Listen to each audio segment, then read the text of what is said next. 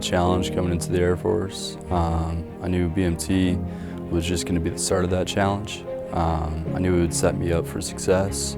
At home, I did a lot. I was always active.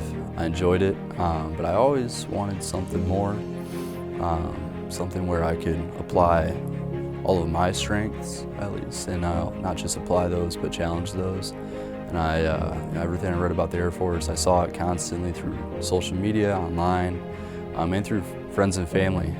A lot of these recruits, they come here thinking that they know BMT by social media. They look on Instagram, they look on YouTube, they try to figure out if they know what they're getting themselves into.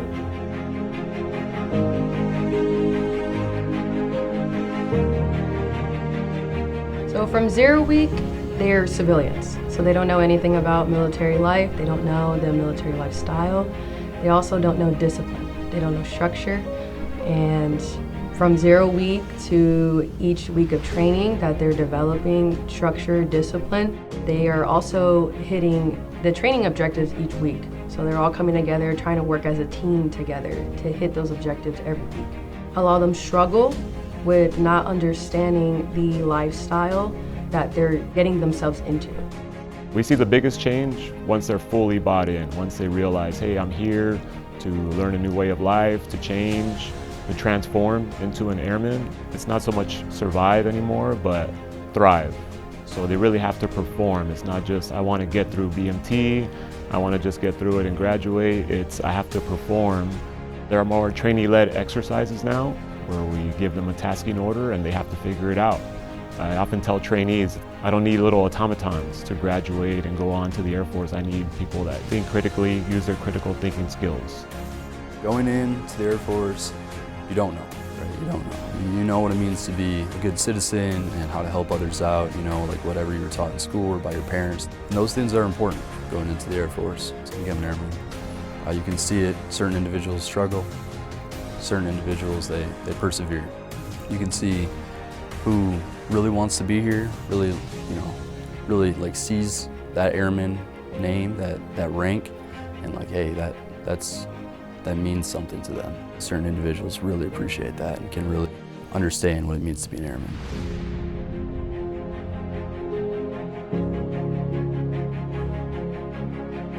So for challenges for the airmen specifically, I would say for us is they're coming from BMT where it's very rigid and don't ask too many questions. When they come to the technical environment, that's when we teach them to ask more questions, to open up more, to feel free to make a mistake and it's okay to make that mistake so we can correct it and move on forward to not let it happen again and we learn from that. I think a potential, I would say barrier would be the full mission scope of who they are as airmen, because when they're so young in their career, they don't fully understand the magnitude of the impact they have on their job. And I think as an instructors and MTLs, that's where we come into play to remind them of this is just the initial part of your training.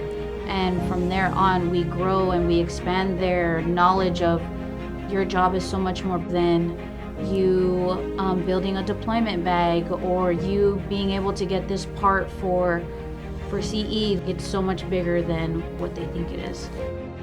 One big challenge that we have is just the art of human nature. Naturally, we're going to mess up, we're going to fail at certain things. Us as instructors, part of our job is to make sure that a mistake and a failure doesn't mean you're completely done with. It just means that you need something to improve upon.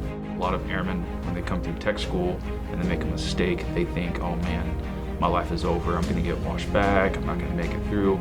But it's our job as instructors to ensure, one, that if they do fail, we give them the tools necessary to get that objective complete to where they can fully understand it. Not just to check the box, not just to say, oh, I went through the motions and I passed a test, but to know they fully understand the material so we can put them operational. What I came to learn the most through the training is the importance of working as a team. Knowing who you're working with, trusting who you work with as well, and when you're training and working alongside each other, knowing that the other person you're alongside with is putting in their all. Every single one of us is working our hardest and doing the best that we can. So when we actually work alongside each other, we're in deployment, or we just holding down the fort in any way, I know I can look away, have someone cover my six, and be safe because I know they're there.